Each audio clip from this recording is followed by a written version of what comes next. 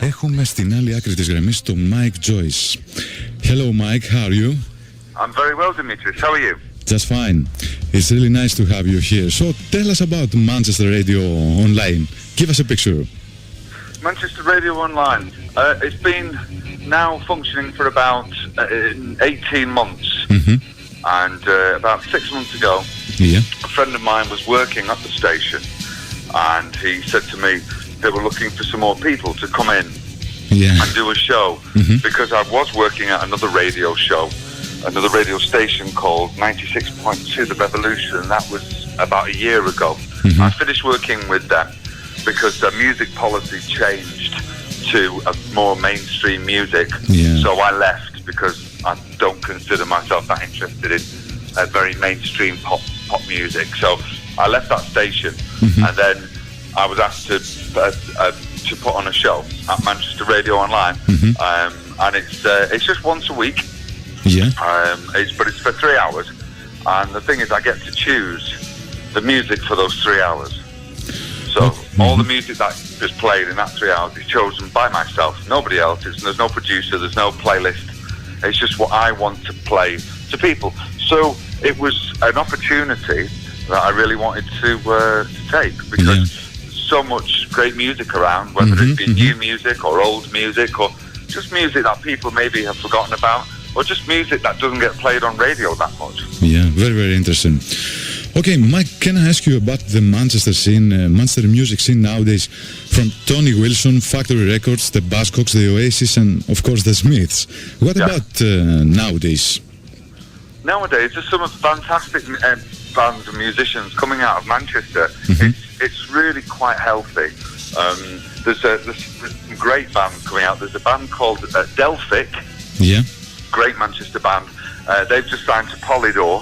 They're doing very well. There's a band called Dutch Uncles, a band that I really like a lot. They signed to a German label. There's Twisted Wheel. There's Nine Black Alps. There's Keith. There's an amazing assortment of music coming out of Manchester. And one of the really healthy things about the Manchester music scene is its diversity. It's not a particular style of music that's coming out of the city at the moment. There's bands as diverse as ska from and kind of from Kid British to bands like Keith, which are kind of, or Nine Black Alps, which is pretty much kind of like a rock band. But there's other bands as well. There's a band called Fraser King, and they're a bit like. They sound very kind of 50s, as though they're like an American 50s kind of harmony band. And it's just really interesting because at certain times in the history of Manchester, there would be a certain type of music coming out of the city, but now its diversity is so wide that to be from Manchester doesn't mean you have a Manchester sound anymore. It's just groups that want to play what they want to play, and I saw a group called 10 Bears not long ago, maybe about 3 weeks ago, in a club in Manchester, and they sounded like early Aerosmith, and it's really interesting because it's not the kind of thing that I would like to hear, but it was the crowd went mad. Everybody had a great time. They had everybody dancing. But it was like they looked like they were from the deep south of America with baseball caps and big moustaches. It just didn't look like a Manchester band. But what is a Manchester band anymore? So, but very, very exciting times for Manchester music. Mike, what about the Smiths? After so many years looking back, can you describe the days with the Smiths? The Smiths, a really legendary group. Can I describe the days with the Smiths? No. It's too difficult. Of course I can. It's, at the time that it was happening, once we realised that, I think after the first album, we started to realise that what we had was something quite precious. And I think even after we recorded Hand in Glove, I think because I remember listening to the finished record and thinking, I've never heard anything that sounds as different or as good as this.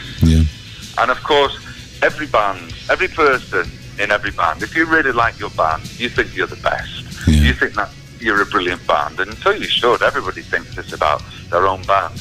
But, of course, we all thought that about the Smiths. And I think when we started to play the concerts on that first tour, the first tour proper in '84, when we were playing around the country, and I mean, indeed, we played, in some gigs in Europe as well. And it was quite interesting to see people's reaction, all in different countries. So we kind of knew that what we were doing was sounding good, and then that just got stronger and stronger. That feeling that, I mean, it was such a hectic, productive, kind of chaotic time that it was actually quite difficult to sit down and realise what was going on. I found it difficult because we were touring, we were playing gigs, and then if we didn't play any concerts, then we went in the studio. And then if we didn't, we went in the studio, we were doing TV appearances. Then it would be time to go on tour again. And then we'd go to America, and then we'd come back, and then we'd do some recording. And then after the recording, we'd go and do maybe some European dates. Then we'd do a British tour. Then we'd do some TV appearances. Then we'd go, and it was like this constantly. Because, I mean, most groups, will put out maybe one album every year or 2 years, and maybe one single. But we didn't release singles off albums. We just recorded more music. So we'd record maybe 4 or 5 singles a year that weren't even on the album. And it was an incredibly productive time, but an incredibly beautiful time, because the music that was being created and the force and strength between the 4 band members was quite special. So it was an incredible experience, obviously, and it was something that I'm very proud of. And it's still. People still enjoy the music today, so really it can't have a better ending than still people being interested in a group after 25 years of them not. That's a quarter of a century of them not existing. That's quite some achievement. And John Peel goes around to support bands like the Smiths. He very much supported bands like the Smiths. Him and John Walters, his producer, used to go around having a look at bands in clubs, and we had a man working with us at the time called Scott Peering, who used to work at Rough Trade, and he contacted John Walters and said, you should give this band a session.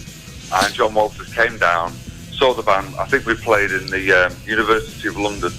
I think it was probably the second or maybe third time we played in London, and he came down and he gave us a session straight away, and then we did numerous. I think we did about three sessions to John Peel, and we also did them for Kid Jensen as well, who was at Radio 1 at the time.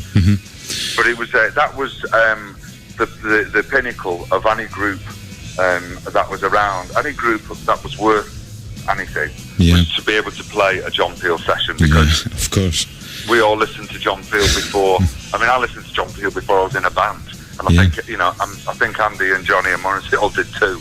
We listened to John Peel because he was the only person that could really have an understanding of what was happening in an underground fashion. And he took it and because this is obviously it was pre-internet, pre-iTunes, so really he was the only way. That and the music papers.